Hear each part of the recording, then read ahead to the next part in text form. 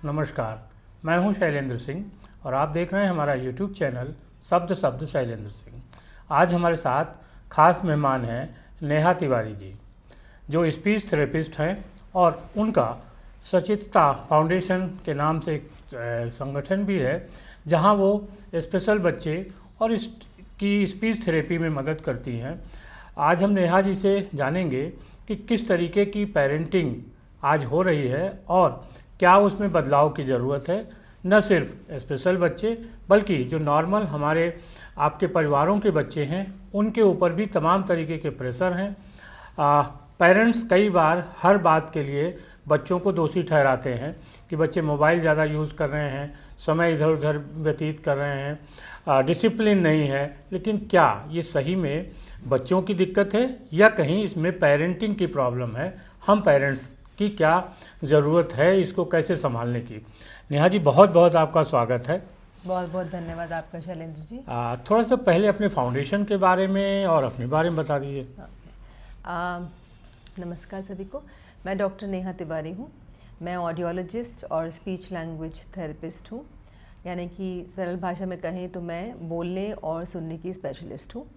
और हम लोग किसी भी व्यक्ति को किसी भी उम्र में बोलने और सुनने से संबंधित किसी भी तरह की परेशानी को असेस करना, टेस्ट करना और उसके समाधान में के लिए मदद करते हैं।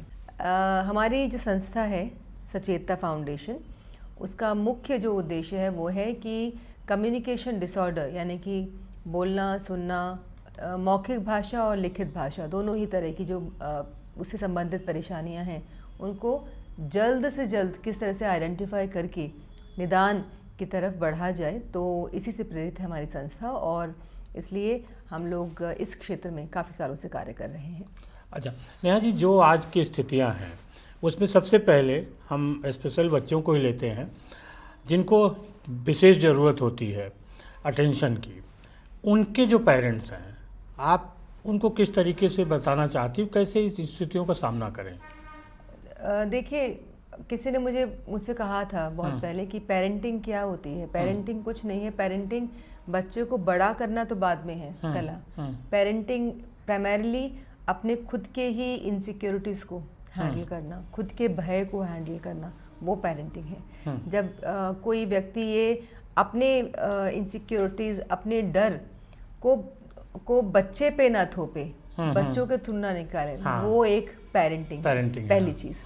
दूसरा इम्पॉर्टेंट होता है कि बच्चे जब बड़े हो रहे होते हैं तो फर्स्ट जो चीज़ है जो वो सीखते हैं वो देख कर ही सीखते हैं, सुन कर सीखते हैं, बता के नहीं सीखते। तो ये मूलभूत एक बेस है, जो मूल है वो है देख कर सीखना। तो पेरेंटिंग इज़ जो आप बता रहे हो क्या वो कर रहे हो। अगर आप बता रहे हो वो कर रहे हो और शुरुआत से आपने ऐसा किया है तो मेरे ख्याल से कोई बच्चा ऐसा नहीं होगा जो फॉलो नहीं करेगा। तो यहाँ पे जो मेन कॉन्फ्लिक्ट भी आजकल जो आ रहा है, मुझे वही लग रहा है कि पेरेंट्स का इनसिक्योरिटीज़ अपने आप हैंडल नहीं कर पाते हैं। तो वो आप देखेंगे बच्चों पे ट्रांसफ़र हो जाती है। सेकेंडली, चाहते हैं वो बच्चों को बेस्ट करना, हम सभी चाहते हैं, परंतु क्या हमने अपना बेस्ट दिया है? क्या हम बच्चे के लिए कुछ सीख रहे हैं? ये इम्पॉर्टेंट बातें हो जाती हैं। और यही बात शैलेंद्र जी हमारे फील्ड में होती है। जब हमारे पास वैसे बच्चे हैं जिनको बोलने में, सुनने में परेशानी है, तो हर पेरेंट चाहता है ये बच्चा ये भी सीख ले, बच्चा ये भी सीख ले, बच्चा ये भी सीख ले। और मैं बोलती हूँ कि क्या आप बच्चों के लिए ये सीखने को तैयार है? नहीं मैम, आप करा दीजिए। तो यहाँ पे एक बहुत बड़ा गैप है। तो ज़्यादातर पेरेंट्स की ये परेशानी होती है। तो कैसे पेरेंट्स को समझाती हैं कि आखिर वो अपनी जिम्मेदारियां समझें? देखिए, जैसे मैंने आपको बताया ना, बता के कोई नहीं समझता, तो इवन पेरेंट्स बता के नहीं समझते। शुरुआत में जो हमारा तरीका होता है वो होता है दिखा के। तो हमारे तरीके में जब हम असेसमेंट भी कर रहे होते हैं, बच्चे से डील कर रहे होते हैं, तो हम वैसे ही डील करते हैं जैसे हम चाहते हैं पेरेंट्स करें। अच्छा। वीडियो रिकॉर्डिंग करते हैं जब पेरेंट्स बात करते हैं बच्चों से, और पेरेंट्स को पूछते हैं कि आप जब बात कर रहे हो या आपने बच्चे को इस तरह से हैंडल किया तो क्या डिफरेंट आप कर सकते थे जो आपने नहीं किया। तो यहाँ पे पेरेंट अपने ही बिहेवियर को देखकर समझते हैं, समझ रहा है और वो ही ऑप्शन दे रहा है कि वो ये कर सकता था। अच्छा, वो इस तरह से बातचीत कर सकता था, वो इस तरह से एक्टिविटी करा सकते थे, वो इस तरह से बच्चों को सिखा सकते थे।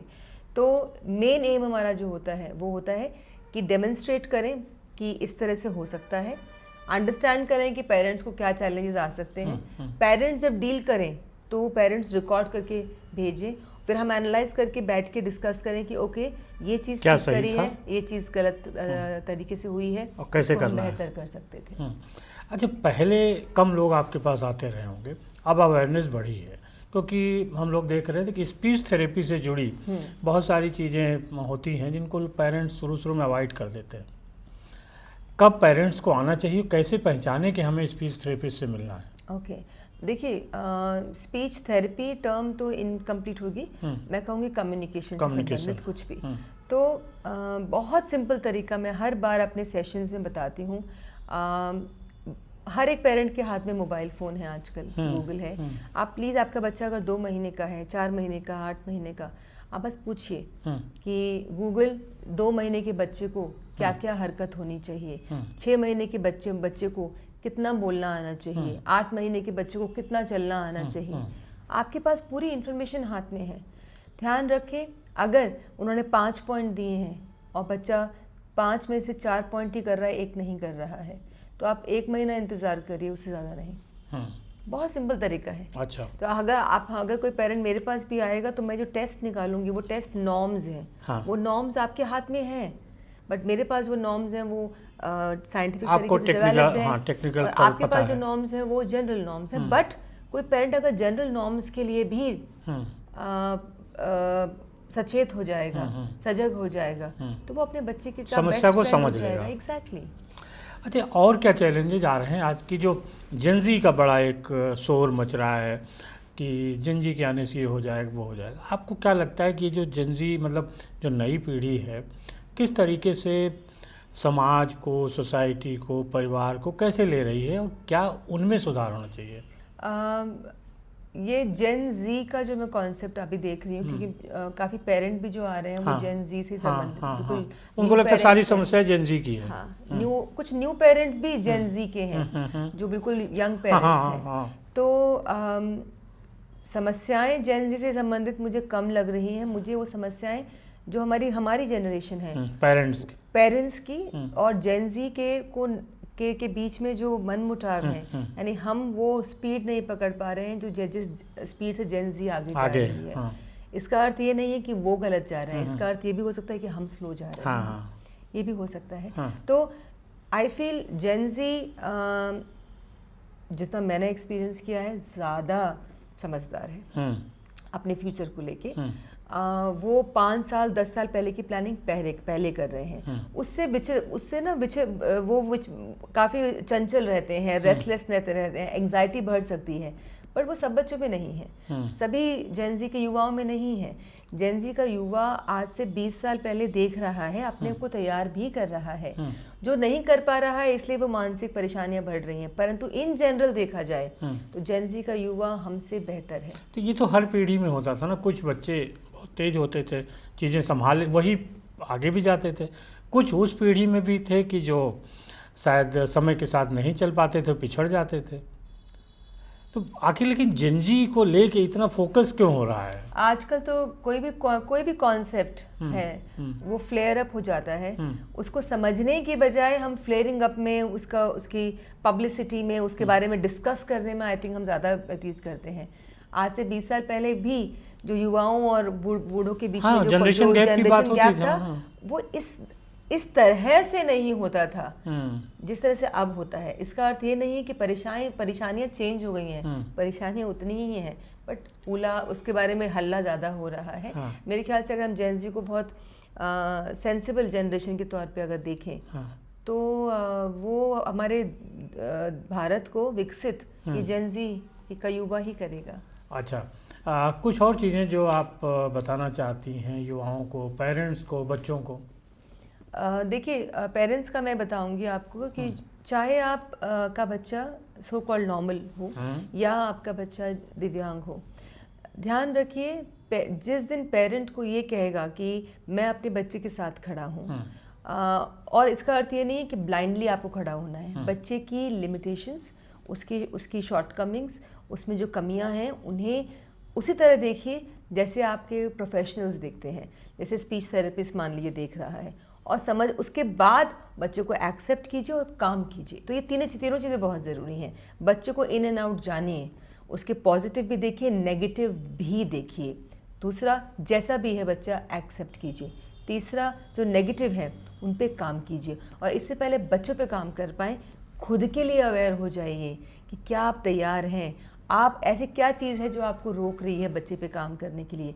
क्या आप अपने आप को चेंज करने के लिए रेडी हैं, क्या आप कुछ नया सीखने के लिए रेडी हैं। अगर नहीं तो बच्चों से उम्मीद करना बंद कर दीजिए। होता क्या है कि हम बहुत सारी बुक्स पढ़ते हैं, आर्टिकल्स भी, चूँकि मैं भी लिखता हूँ, तो पेरेंटिंग की चीज़ें बहुत हैं, लेकिन पेरेंट्स को क्या सीखना है, ये एक लैक है, उसको कैसे दूर किया जाए। देखिए अब्रॉड में तो देखिए पेरेंटिंग के ऊपर सेशंस हैं, और मुझे लगता है पेरेंटिंग के सेशंस अब वो टाइम आ गया है कि हमको भी चाहिए होंगे, क्योंकि हमारे पास जो बुजुर्ग, क्योंकि अब तो जेनजी पेरेंट्स बन रहे हैं ना। हाँ, क्योंकि हमारे जो जनरेशन है, बिकॉज हमारे बच्चे अगर जेनजी हैं, तो हमारी जो पेरेंटिंग है वो उतनी अच्छी नहीं है जितनी हमारे पहले के लोगों की हुआ करती थी। क्योंकि ज़्यादातर लोग पहले जो बोलते थे, ज़्यादातर वो उनके, आप देखोगे उनके व्यवहार में झलकता था। हाँ। अब हमारी एक्सपेक्टेशन अपनी आगे जनरेशन से बढ़ गई है,